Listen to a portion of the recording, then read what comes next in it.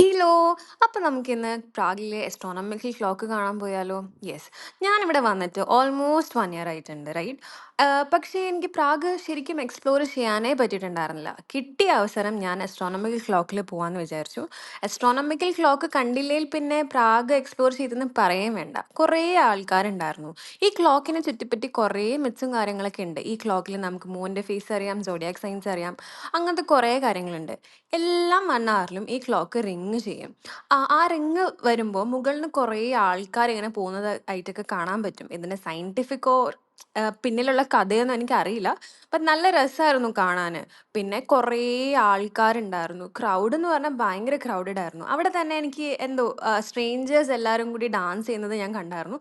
ഇവർക്ക് ആർക്കും തമ്മിൽ തമ്മിൽ പരിചയമില്ല. എല്ലാവരും സ്ട്രേഞ്ചേഴ്സ് ആട്ടോ. നല്ല രസമായിരുന്നു കാണാന്.